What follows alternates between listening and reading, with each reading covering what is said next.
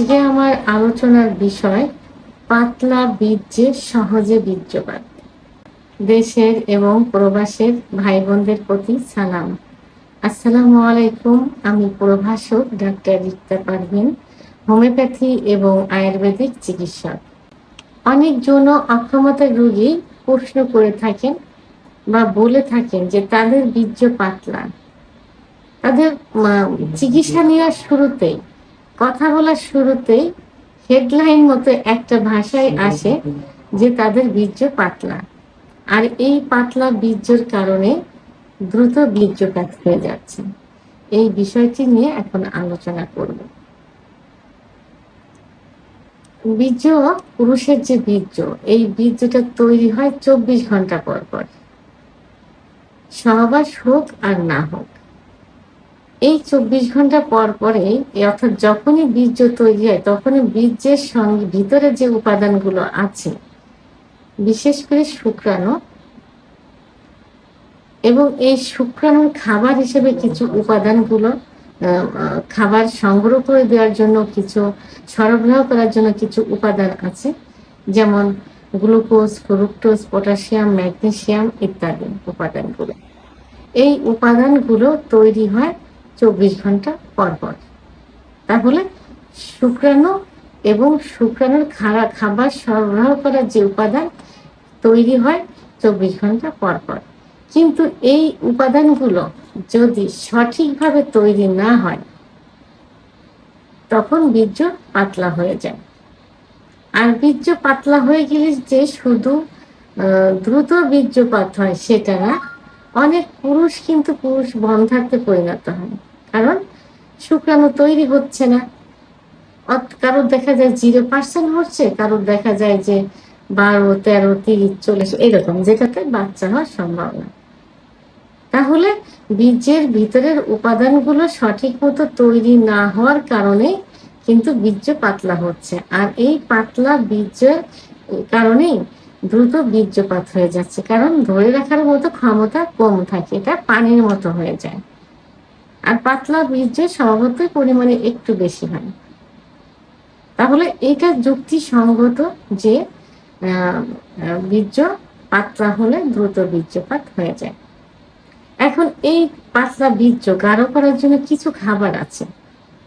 সেই খাবারগুলো যদি ঠিক মতো খাওয়া যায় তাহলে বীর্য গাঢ় হয়ে যায়, আর গাঢ় বীর্য ধারণ ক্ষমতা বেশি থাকে।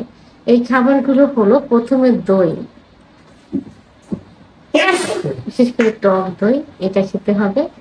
সামুদ্রিক মাছ, কুমড়ার বীজ, যে কুমড়া আমরা সবজি হিসেবে বাসায় খেয়ে থাকি রান্না করে, এর বীজগুলো আমরা ফেলে দিই, কিন্তু এই বীজে অ্যান্টি অক্সিডেন্টের কাজ করে থাকে এবং পর্যাপ্ত পরিমাণ জিঙ্ক থাকে, এটা বীর্যকে গাঢ় করে। কলা, মধু, ডিম, বিশেষ করে হাঁসের ডিমটা সব থেকে ভালো কাজ করে, ক্যালোরি বেশি থাকে।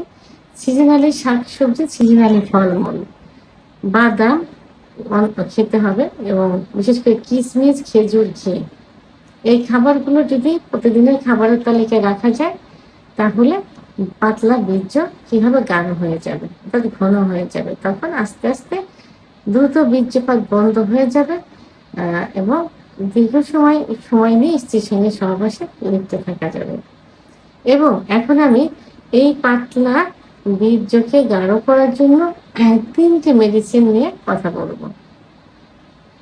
হোমিওপ্যাথি মেডিসিন, যার কোনো পার্শ্ব প্রতিক্রিয়া নেই। প্রথম যে মেডিসিন সেটি হলো সেলেনিয়াম 200। এটি পাতলা বীর্যকে গাঢ় করতে সহায়তা করে থাকে, বিশেষ করে শুক্রাণুর সংখ্যা কম থাকলে বৃদ্ধি করে দেয়।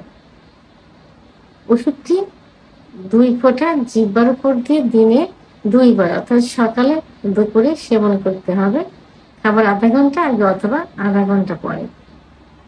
1 মাস সেবন করতে হবে। 2 নাম্বার যে মেডিসিন সেটি হলো ashwagandha mother tincture. Ashwagandha mother tincture হোমিওপ্যাথিতে খুব ভালো একটা মেডিসিন, যেটা পুরুষ বন্ধ্যাত্ব দূর করে, অর্থাৎ পর্যাপ্ত পরিমাণ শুক্রাণু বৃদ্ধি করে দেয় এবং বীর্যটাকে গাঢ় করে দেয়। এবং যাদের দ্রুত বীর্যপাত হয়ে যায় সেক্ষেত্রে ভালো কাজ করে থাকে। ওষুধটি 10 ফোঁটা ঠান্ডা পানি সহ দিনে 3 বার সেবন করতে হবে, খাবার আধা ঘন্টা আগে অথবা আধা ঘন্টা পরে। তৃতীয় যে ওষুধটি সেটি হলো শিমুল মাদার টিংচার।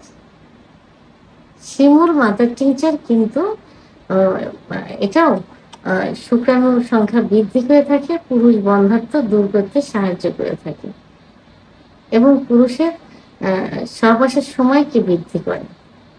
ওষুধটি 10 ফোঁটা ঠান্ডা পানি সহ দিনে 3 বার সেবন করতে হবে, খাবার আধা ঘন্টা আগে অথবা আধা ঘন্টা পরে।